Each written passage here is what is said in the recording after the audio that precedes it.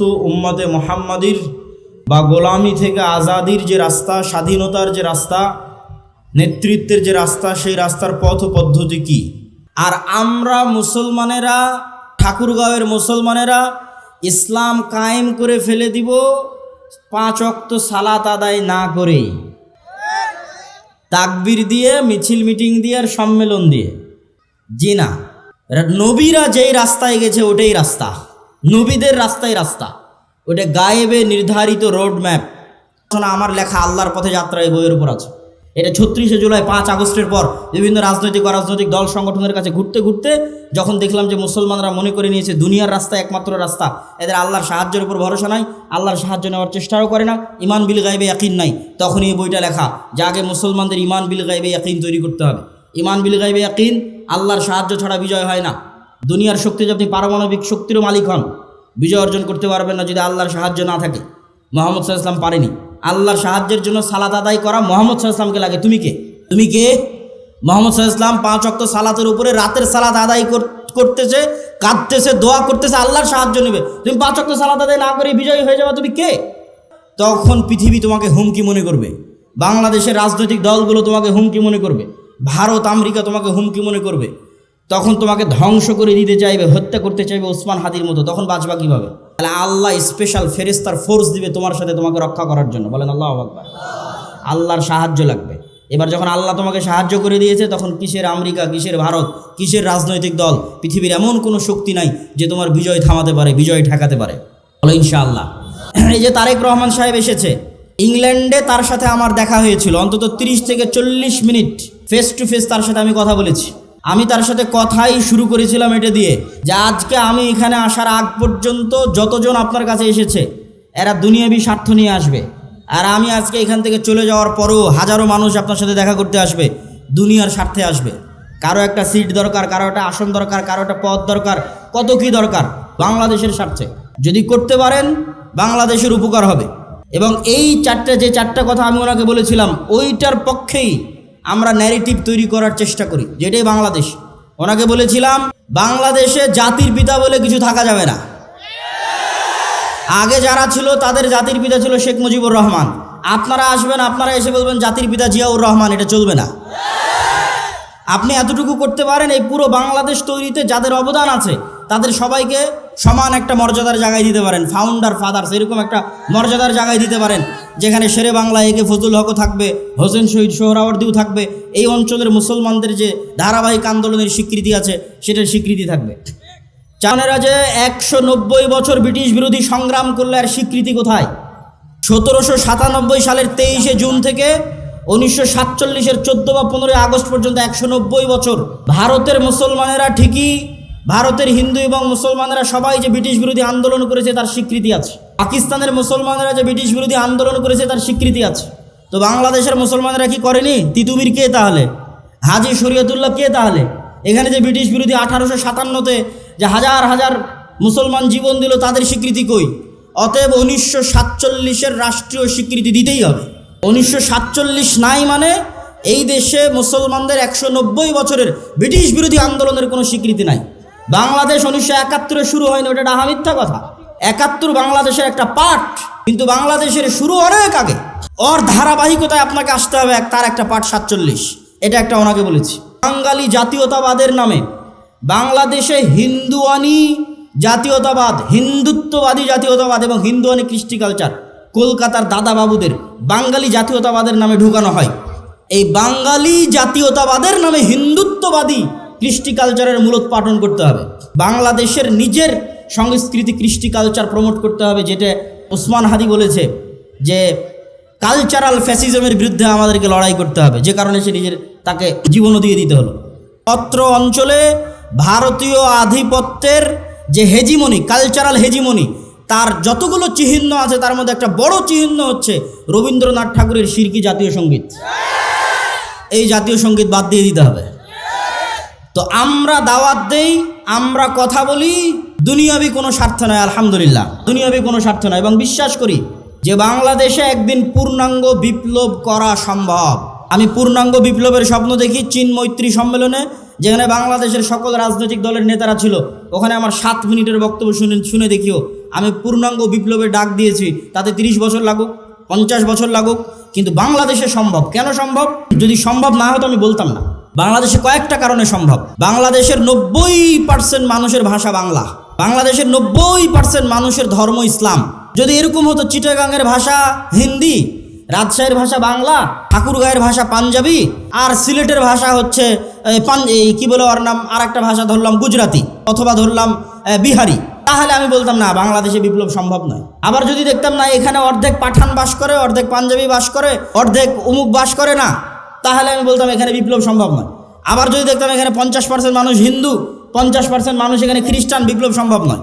বাংলাদেশে যে কোনো একটা আদর্শের উপর বিপ্লব খুবই সম্ভব, কেননা এখানে 90% মানুষের ভাষা বাংলা, বলে বাংলা, লেখে বাংলা, সংস্কৃতি বাংলা, আবার 90% মানুষই ইসলামে বিশ্বাস করে। ফলত এখানে আলাদা কোনো বিভেদ নাই। এখানে 20% মানুষও যদি তৈরি হয় যারা ইমান বিল গায়েবে ইয়াকিন রাখবে, আজকের যে কথা বলেছি, আজকের যে থিওরি দিয়েছি, এবং সামনে এটার উপর আরও অনেক কাজ এবং গবেষণা এবং লিখিত দ্বিতীয় আর একটা বই আসবে আল্লাহর পথে যাত্রার উপর, আমি ওই পূর্ণাঙ্গ বিপ্লবে বিশ্বাস করি। কারো কাছে কোনো এক রাজনৈতিক দলের কাছে বিক্রি হয়ে গেলাম রাজনীতির কথা বলতে গিয়ে, আলহামদুলিল্লাহ আব্দুর রাজ্জাক বিন ইউসুফের ছেলে ওই জন্য ইনশাআল্লাহ জন্ম হয়নি। আব্দুর রাজ্জাক বিন ইউসুফ ওই বক্তাও নয়, বড় থেকে বড় নেতার ঘরে যখন প্রবেশ করেছে, ছবি মূর্তি থেকেছে, যত বড় মন্ত্রী হোক, যত বড় মিনিস্টার হোক, আব্দুর রাজ্জাক বিন ইউসুফ দাঁড়িয়ে বলেছে ছবি মূর্তি সরাতে হবে, না হলে ঢুকবে না। অথচ বহু বক্তা ওই ঘরেই বসে আছে। মানে দুনিয়ার স্বার্থের কাছে বিক্রি হওয়া বক্তা আব্দুর রাজ্জাক বিন ইউসুফ নয়। তো আমিও যদি কোনোদিন মনে করি দুনিয়ার স্বার্থের কাছে বিক্রি হয়ে যাচ্ছি, তো বক্তব্য দেওয়াই বন্ধ করে দেবো, দাওয়াত দেওয়াই বন্ধ করে দেবো। কিন্তু আব্দুর রাজ্জাক বিন ইউসুফ যে আমানতের, ন্যায়পরায়ণতার এবং যে বিশ্বাসের একটা মানদণ্ড নির্ধারণ করে গেছে, ওইটার সাথে ইনশাল্লাহ খেয়ানত করবো না। আল্লাহ যদি আমাকে কবুল করে, তো আমাকে দিয়ে বাংলাদেশে পূর্ণাঙ্গ বিপ্লবের যদি আল্লাহ সুবহানাহু ওয়া তাআলা কবুল করে, করুক। আর আল্লাহ সুবহানাহু ওয়া তাআলা যদি কবুল না করে, তো আমার জায়গা থেকে এই দাওয়াতের মধ্যেই সীমাবদ্ধ। আগামী 50 বছর পর বাংলাদেশে এরকম যুবক তৈরি হবে যারা ইসলামী বিপ্লব, পূর্ণাঙ্গ ইসলামী বিপ্লব করবেই করবে, আজ না হলে ঈসা আলাইহিস সালামের যুগে হবে। কিন্তু আমরা বিক্রি হওয়ার মধ্যে নই ইনশাআল্লাহ। আর ওইভাবে আমাদেরকে আমার মা এবং বাবা বড়ও করেনি, আলহামদুলিল্লাহ। রাসূলুল্লাহ সাল্লাল্লাহু আলাইহি ওয়াসাল্লাম সর্বশেষ এবং সর্বশ্রেষ্ঠ নবী হওয়ার পরেও, সর্বশ্রেষ্ঠ রাসূল হওয়ার পরেও তিনি একটা যুদ্ধেও ততক্ষণ বিজয় লাভ করতে পারেননি যতক্ষণ কার সাহায্য না পেয়েছেন? আল্লাহর সাহায্য। দলিল, বদরের যুদ্ধের দিন রাসূলুল্লাহ সাল্লাল্লাহু আলাইহি ওয়াসাল্লাম বদরের যুদ্ধের আগের রাতে লম্বা সালাত আদায় করছেন। বদরের যুদ্ধের দিন তাঁবুতে খিমায় হাত উঠিয়ে দোয়া করতে করতে করতে করতে এত উঁচুতে হাত উঠিয়েছেন যে তার গায়ের চাদর খুলে পড়ে গেছে। যে চাদর গায়ে ছিল সেটা খুলে নিচে পড়ে গেছে। তার লম্বা সালাত এবং লম্বা দোয়া দেখে আবু বকর রাদিয়াল্লাহু তাআলা আনহু ক্লান্ত হয়ে গেছেন। যে কাফাকা মুনাশাদাতাকা রব্বাক, আপনি নবী হয়ে আপনি যত সালাত আদায় করছেন, আল্লাহর কাছে যত দোয়া করছেন, তো অনেক। নবীরও এত সালাত, এত দোয়ার প্রয়োজন হয়, তাহলে মুহাম্মদ সাল্লাল্লাহু আলাইহি ওয়াসাল্লাম আমার এবং আপনার চেয়ে ভালো জানেন, আমার এবং আপনার চেয়ে ভালো বুঝেন যে তিনি বদরের যুদ্ধে কার সাহায্য ছাড়া জিততে পারবেন না? আল্লাহর সাহায্য ছাড়া। আবার ঠিক তিনি এটা আমার এবং আপনার চেয়ে ভালো বুঝেন যে আল্লাহর সাহায্য আসমান থেকে এমনি এমনি নামে না। আল্লাহর সাহায্য আসমান থেকে নামাতে হলে আমি মুহাম্মদ যতই সর্বশ্রেষ্ঠ নবী আর রাসূল হই, আমাকে রাতের সালাত আদায় করতে হবে। তাহলে মুহাম্মদ সাল্লাল্লাহু আলাইহি ওয়াসাল্লাম সর্বশ্রেষ্ঠ রাসূল হওয়ার পরেও আল্লাহর সাহায্য নিবেন, এই জন্য উনি রাতে সালাত আদায়ের মুখাপেক্ষী। আর আমরা মুসলমানেরা ইসলাম কায়েম করে ফেলে দিব 5 ওয়াক্ত সালাত আদায় না করেই, তাকবীর দিয়ে, মিছিল মিটিং দিয়ে আর সম্মেলন দিয়ে। জি না, নবীরা যেই রাস্তায় গেছে ওটাই রাস্তা, নবীদের রাস্তায় রাস্তা, ওটা গায়েবে নির্ধারিত রোড ম্যাপ।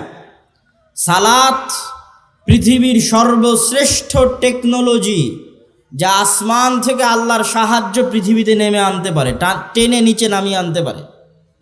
টেকনোলজি বললাম বুঝার সুবিধার্থে, এবং টেকনোলজি বলে একটা উদাহরণও দিই যাতে আপনার বুঝতে সুবিধা হয়। এই যে মোবাইল, এই মোবাইল লক হয়ে আছে, এটা আনলক হবে, এখানে একটা পাসওয়ার্ড দেওয়া আছে, ওই পাসওয়ার্ড বসালে, অথবা ফিঙ্গারপ্রিন্ট দেওয়া আছে, ফিঙ্গারপ্রিন্টের সাথে মিললে, অথবা ফেস ভেরিফিকেশন যদি করানো থাকে, ডানে বামে আমার চেহারা যদি চিনে থাকে, তাহলে ফেস ভেরিফিকেশন দিয়ে মোবাইল খুলবে। এখন মনে করেন আমরা একটা বিশাল বন্ধ দরজার সামনে দাঁড়িয়ে আছি, দরজা বন্ধ, দরজাটা এত অত্যাধুনিক প্রযুক্তির লক সিস্টেমে লক করা আছে, এত কঠিন এবং শক্ত পাসওয়ার্ড দেওয়া আছে যে 3টে জিনিস না হলে দরজাটা খুলবে না।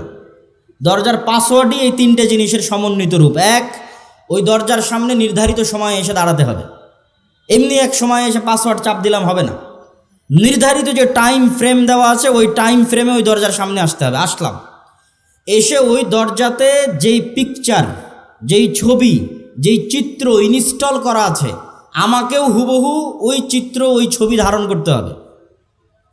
তাহলে একটা নির্ধারিত টাইমে উপস্থিত হলাম, নির্ধারিত চিত্র, ওই যে আমার ফেস ভেরিফিকেশন ফিঙ্গারপ্রিন্ট, ওই নির্ধারিত চিত্রটা সেখানে আমি দিলাম।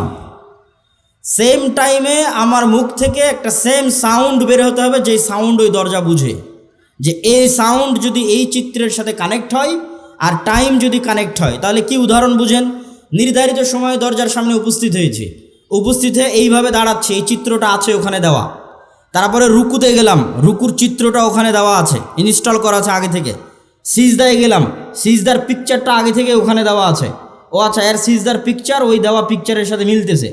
এবার সাউন্ড মিলতেছে কিনা দেখো, হ্যাঁ, সাউন্ডে কি উচ্চারণ করতেছে, সুবহান রাব্বিয়াল আলা, সুবহান রাব্বিয়াল আজিম। যখন দাঁড়িয়েছিল তখন কি উচ্চারণ করতেছে, আলহামদুলিল্লাহি রাব্বিল আলামিন। তাহলে নির্ধারিত সময়ে এসেছে, নির্ধারিত পিকচার গেছে, নির্ধারিত সাউন্ড গেছে, পাসওয়ার্ড মিলে গেছে, দরজা খুলে গেছে। বলেন আল্লাহু আকবার। সালাত এর চাইতে উন্নত প্রযুক্তি। আমি বুঝানোর সুবিধার্থে বললাম, পৃথিবীতে কেউ আল্লাহ সুবহানাহু ওয়া তাআলার সাহায্য পেতে চায়, তাহলে তার জন্য সর্বশ্রেষ্ঠ মাধ্যম কি বলেন তো? সালাত। রাসূল সাল্লাল্লাহু আলাইহি ওয়াসাল্লামের জীবন পরিপূর্ণ হয়ে আছে, নবীদের জীবন পরিপূর্ণ হয়ে আছে বিপদে উদ্ধার হওয়ার জন্য সালাত। সূর্যগ্রহণের সালাত, চন্দ্রগ্রহণের সালাত, বৃষ্টি হয় না সালাত, মৃত ব্যক্তি মারা গেছে তার জন্য সালাত, যুদ্ধের মাঠেও সালাত। যুদ্ধের মাঠে দুনিয়ার যুক্তিতে তো সবাই মিলে যুদ্ধ করলে ভালো হয়, তো আল্লাহ নবী বলছে না, অর্ধেক যুদ্ধ করো, সালাতের সময় হয়ে গেছে, বাকি অর্ধেক সালাত আদায় করো। কেননা এই যুদ্ধে কার সাহায্য ছাড়া জিততে পারবে না? আর আল্লাহর সাহায্য কোন টেকনোলজির মাধ্যমে পৃথিবীতে নেমে আসে? সালাত দিয়ে। অতএব মুসলমানেরা, তোমাদের বিজয় সম্ভব নয় সালাত ছাড়া। 5 ওয়াক্ত সালাত যা আদায় করে না, ওর সাথে আল্লাহর কোনো সম্পর্ক নাই, ওকে আল্লাহ গণায় ধরে না, কাউন্টে আসে না, গন্তির মধ্যে পড়ে না। তাহলে 5 ওয়াক্ত সালাতবিহীন কোটি কোটি মানুষও যদি ভোট দিয়ে দেয়, মানুষ ক্ষমতায় যেতে পারে, ইসলাম যাবে না, ইসলাম বিজয় হবে না। ইসলাম বিজয় হওয়ার জন্য রুট লেভেল থেকে শুরু করতে হবে। 5 ওয়াক্ত সালাত তার মধ্যে 1 নাম্বার জরুরি। 5 ওয়াক্ত সালাত দিয়ে আসমান থেকে আল্লাহর সাহায্য নেমে আসে। আল্লাহর সাহায্য আসমান থেকে নেমে আসে আর একটা বড় ইবাদত, তার নাম জিকির। সকাল সন্ধ্যার জিকির, সকাল সন্ধ্যার জিকির দিয়ে আল্লাহ সুবহানাহু ওয়া তাআলার সাহায্য পৃথিবীতে নেমে আসে, অথবা শুধু জিকির দিয়ে। এই জিকিরও এক প্রকার টেকনোলজি, বুঝানোর সুবিধার্থে বলতেছি, যাতে আপনি জিকির করতে উদ্বুদ্ধ হন, যাতে আপনার জিকির করতে ভালো লাগে, এই জন্য বুঝাচ্ছি। এই যে আজকে আমার সামনে ক্যামেরা আছে, মোবাইল আছে, এগুলো সব লাইটের ওয়েভ, আলোর যে তরঙ্গ আছে ওইটার উপর আধুনিক সভ্যতা দাঁড়িয়ে আছে।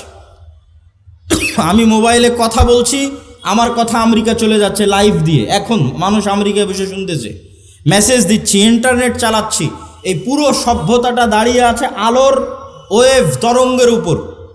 আর আরেকটা টেকনোলজি যেটা পৃথিবীর কোনো বিজ্ঞানীর কাছে নাই, সেটার নাম সাউন্ড টেকনোলজি।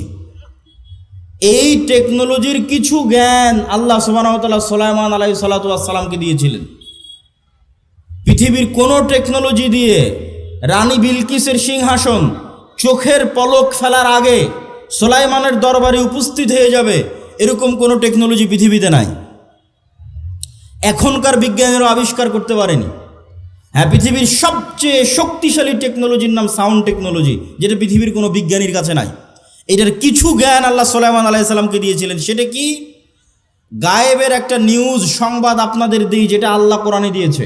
ইউসাব্বিহু লিল্লাহি মা ফিস সামাওয়াতি ওয়া মা ফিল আরজ। আসমান জমিন এবং তার মধ্যে যা কিছু আছে, জীব জন্তু, জড়বস্তু, জড় পদার্থ, কীট পতঙ্গ, পঙ্গপাল, কাপড় চোপড়, মাটি, ধুলাকণা, এই চেয়ার, এই জামা, এই প্যান্ডেল, এই মোবাইল, আপনাদের প্রত্যেকের গায়ে যে জামা আছে, নিচের মাটি, এই বই, পেপার, টিস্যু, বোতল, ক্যামেরা, সবগুলো 24 ঘন্টা আল্লাহর তাসবিহ পাঠ করতেছে। বলেন আল্লাহু আকবার। এই তাসবিহ পাঠের আওয়াজ আছে, সাউন্ড, আওয়াজ আছে। পিঁপড়া কি বলে তাসবিহ পাঠ করতেছে, আওয়াজ সুলাইমান আলাইহিস সালাম বুঝতেন, দুনিয়ার কোনো বিজ্ঞানী বুঝে না। এটা এত অদৃশ্য টেকনোলজি। পিঁপড়ার চলার যেমন আওয়াজ আছে কিন্তু আমরা শুনতে পাই না, আবার আল্লাহর অন্য প্রাণী ঠিকই শুনতে পায়। হাতি ঠিকই শুনতে পায় যে পিঁপড়া চলতেছে। যাদের শ্রবণ শক্তি আরও সূক্ষ্ম, ওরা শুনতে পায় যে হ্যাঁ পিঁপড়া চলতেছে, কিন্তু আমি শুনতে পাই না। পিঁপড়ার পায়ের চলা যেমন শুনতে পাই না, আশেপাশে এখন তাসবিহ চলতেছে 24 ঘন্টা, এটা আমি শুনতে পাই না। শুধু কি এরা তাসবিহ পড়তেছে? না, এরা তাসবিহ বুঝে। আমি যদি বলি সুবহানাল্লাহ, তাহলে এই কাঠের চেয়ার বুঝে যে আমি সুবহানাল্লাহ বললাম, আল্লাহর তাসবিহ পাঠ করলাম। আমি যদি বলি লা ইলাহা ইল্লাল্লাহ, তাহলে এই মাইক বুঝতেছে আমি এখন লা ইলাহা ইল্লাল্লাহ বলতেছি। এই জন্য রাসূল সাল্লাল্লাহু আলাইহি ওয়াসাল্লাম বলেন, মুয়াজ্জিন যখন আজান দেয়, মুয়াজ্জিনের আওয়াজ যত দূর পর্যন্ত যায়, অত দূর পর্যন্ত পৃথিবীর প্রত্যেক জীব জন্তু, জড়বস্তু, কীট পতঙ্গ, পঙ্গপাল যা আছে, এর প্রত্যেকটাই ওই আওয়াজ শুনে, বুঝে এবং ওই আওয়াজের পক্ষে কিয়ামতের মাঠে আল্লাহর দরবারে সাক্ষী দিবে। আল্লাহু আকবার। তাহলে সাউন্ড, এই সাউন্ড এরা 24 ঘন্টা এখান থেকে সাউন্ড নির্গত করতেছে। সম্মানিত উপস্থিতি, আল্লাহ সুবহানাহু তাআলা আমাদের আজকের এই বক্তব্য বুঝার তৌফিক দান করুক। জিকির কেন পাওয়ারফুল, জিকির কেন শক্তিশালী, এটা আমরা বুঝার চেষ্টা করি। সাউন্ড কেন পাওয়ারফুল? আল্লাহ আসমান এবং জমিন তৈরি করলেন কুন ফায়াকুন, আল্লাহ হও বললে হয়ে যায়। আল্লাহ বললেন আসমান এবং জমিন ধ্বংস করব, আওয়াজ সেট করে দিলেন। ইসরাফিল কান খাড়া করে আছে, সামনে বাঁশি আছে, ফু দিবে, আওয়াজ তৈরি হবে। আল্লাহর আদেশে ইসরাফিল আওয়াজ তৈরি করবে, এই আওয়াজে আসমান ভেঙে পড়ে যাবে, আওয়াজে সূর্য চন্দ্র দ্বিখণ্ডিত হয়ে চূর্ণ বিচূর্ণ হয়ে যাবে, আওয়াজে পৃথিবীর পাহাড়গুলো আকাশে উঠতে থাকবে, আওয়াজে। এবার সারা পৃথিবী ধ্বংস, সব মানুষ মরে গেছে। কতদিন এভাবে থাকবে আল্লাহ ভালো জানে। জিবরাইল মরে গেছে, মালাকুল মউত মরে গেছে। আবার আর একটা আওয়াজ হবে, সেই আওয়াজে পৃথিবীর সব মানুষ জীবিত হয়ে উঠবে। আওয়াজ কত পাওয়ারফুল হতে পারে যে আওয়াজে সব ধ্বংস হয়ে গেল, আবার আওয়াজে সব জীবিত হয়ে উঠতেছে। আওয়াজ এত পাওয়ারফুল। আওয়াজ পাওয়ারফুল দেখেই মূসা আলাইহিস সালাতু ওয়াস সালামের লাঠির চেয়েও, ঈসা আলাইহিস সালাতু ওয়াস সালামের মৃতকে জীবিত করার চেয়েও আল্লাহ উম্মতে মুহাম্মাদিকে, মুহাম্মদ সাল্লাল্লাহু আলাইহি ওয়াসাল্লামকে যে মুজিজা দিয়েছে ওটা বেশি পাওয়ারফুল। কেননা মুহাম্মদ সাল্লাল্লাহু আলাইহি ওয়াসাল্লামকে যে মুজিজা দেওয়া হয়েছে কোরআন, এই কোরআন সরাসরি আল্লাহর আওয়াজ, সাউন্ড, আল্লাহর শব্দ, আল্লাহর বাক্য। বলেন আল্লাহু আকবার। এই জন্য কোরআন সর্বশ্রেষ্ঠ জিকির, জিকির সবচেয়ে পাওয়ারফুল। পৃথিবীর এমন কোনো অসম্ভব নয় যে অসম্ভবকে সম্ভব করা সম্ভব নয় জিকির দিয়ে। আল্লাহ সুবহানাহু ওয়া তাআলা মূসা আলাইহিস সালামকে যখন দায়িত্ব দিলেন ফেরাউনের কাছে যাওয়ার জন্য, লাঠি দিলেন, বগলের নিচে হাত দিয়ে বের করলেন, হাত জলজল করলো। আল্লাহ মূসাকে বললেন তোমার মুখের তোতলা ছিল ভালো করে দিলাম, তবে হ্যাঁ ওয়ালা তানিয়া ফি যিকরি, আমাকে যদি স্মরণ করতে ভুলে যাও একটাও কাজ করবে না। কল্পনা করেন, ঘটেনি, কল্পনা করেন মূসা আলাইহিস সালাম আজ 1 সপ্তাহ থেকে সালাত আদায় করে না, 1 সপ্তাহ থেকে মূসা আলাইহিস সালাম আর আল্লাহর জিকির করে না। কল্পনা করেন। এখন 7 দিনের দিন মূসা আলাইহিস সালাম 1 সপ্তাহ থেকে সালাত আদায় না করে, জিকির না করে, এখন লাঠি ছাড়ে, লাঠি আর সাফ হয় না। লাঠি সমুদ্রে মারে আর রাস্তা তৈরি হয় না। লাঠি পাথরে আঘাত করে আর ঝর্ণা তৈরি হয় না। সব ডিঅ্যাক্টিভেট হয়ে গেছে। ফেসবুকের অ্যাকাউন্ট যেমন ডিঅ্যাক্টিভেট হয়ে যায়, হোয়াটসঅ্যাপ যেমন ডিঅ্যাক্টিভেট হয়ে যায়, ডিঅ্যাক্টিভেট হয়ে গেছে। ওইটা অ্যাক্টিভেট থাকবে কিভাবে? কাল্ব, পৃথিবীর সর্বোন্নত প্রযুক্তির মেশিন কাল্ব, এইটা যখন জিকিরের মাধ্যমে আল্লাহর সাথে কানেক্টেড। আল্লাহ মূসাকে বলছে ওয়ালা তানিয়া ফি যিকরি, লাঠি দিয়েছি, জিহ্বা ঠিক করে দিয়েছি, বগলের নিচ দিয়ে হাত বের করলে আলো হয়, ভাইকে দিয়েছি সকল শক্তি ক্ষমতা সাহায্য সব থাকবে। তোমার অন্তর যদি আল্লাহর সাথে জিকিরে কানেক্টেড থাকে, তো লাঠি সমুদ্রে মারলে রাস্তাও তৈরি হবে, লাঠি পাথরে আঘাত করলে ঝর্ণাও তৈরি হবে। যত টেকনোলজি তোমাকে দেওয়া আছে সব অ্যাক্টিভেট থাকবে, কেননা তুমি আল্লাহর সাথে জিকিরের মাধ্যমে কানেক্টেড ছিল। বলেন আল্লাহু আকবার। এই জন্য জিকির সবচেয়ে পাওয়ারফুল টেকনোলজি। জাকারিয়া আলাইহিস সালাতু ওয়াস সালাম বলেন, আল্লাহ আমার সন্তান দরকার। আল্লাহ বললেন সন্তান হবে। জাকারিয়া আলাইহিস সালাতু ওয়াস সালাম নিজেই বিশ্বাস করতে পারেন না সন্তান হবে। বলেন আল্লাহ আলামত বলেন। আল্লাহ বলেন আলামত হচ্ছে সকাল সন্ধ্যায় জিকির করবে, এটাই আলামত, এটা দিয়েই তোমার সন্তান হবে। এই বার্ধক্য বয়সী বন্ধা স্ত্রীর সন্তান হয়ে যাবে আল্লাহর জিকিরের মাধ্যমে, সকাল সন্ধ্যার জিকিরের মাধ্যমে। আল্লাহর সাহায্য পৃথিবীতে আনার জন্য সালাত লাগবে, জিকির লাগবে, ইবাদত লাগবে। নামাজ না পড়ে, নবী রাসূলের সুন্নাতের অনুসরণ না করে কেউ বলবে আমি ইসলাম এবং মুসলমানদের বিজয় করব, কালেমার পতাকা বিজয় করব, আর নিজের উপকার হতে পারে, ইসলাম এবং মুসলমানদের বিজয় হবে না। পৃথিবীর সর্বশ্রেষ্ঠ নবী ইবাদত ছাড়া, আল্লাহর ইবাদত ছাড়া বিজয় নিয়ে আসতে পারেনি। ফেরেশতাকে বদরে নামাতে পারেনি, উহুদ খন্দকে নামাতে পারেনি, যতক্ষণ না আল্লাহর কাছে সাহায্য চেয়েছে, সালাতে দাঁড়িয়েছে। তখন আল্লাহ সুবহানাহু ওয়া তাআলা নবীর দোয়া শুনে, নবীর চাওয়া পূরণ করে, তখন আল্লাহ ফাস্তাজাবা লাকুম রাব্বুকুম আন্নী মুমিদ্দুকুম বিআলফিম মিনাল মালাইকাতি মুরদিফিন। যখন নবী হাত উঠিয়ে দোয়া করেছে, রাতের সালাতে দাঁড়িয়েছে, তখন আল্লাহ বলছে আমি হাজারে হাজার ফেরেশতা নামাচ্ছি। এটাই টেকনোলজি। ইবাদত ছাড়া, আল্লাহর সাহায্য ছাড়া, সালাত ছাড়া, জিকির ছাড়া জিততে পারবে না। ইসলাম প্রতিষ্ঠা করতে চাই, বাংলাদেশকে স্বাধীন করতে চাই, বাংলাদেশ শুধু বা ইসলাম নয়, সারা বিশ্বে ইসলাম প্রতিষ্ঠা করতে, শুধু বাংলাদেশে নয়, তাহলে সর্বোচ্চ জ্ঞান অর্জন করতে হবে। সর্বোচ্চ জ্ঞানের পাশাপাশি শতভাগ সত্যবাদিতা, আমানতদারিতে থাকতে হবে। নাহলে তুমি লন্ডন থেকে ডক্টরেট ডিগ্রি নিয়ে এসেও যেই কোম্পানি তোমাকে টাকা দিবে ওই কোম্পানির তুমি ওষুধ লিখবা, মানে বিক্রি হয়ে গেছো।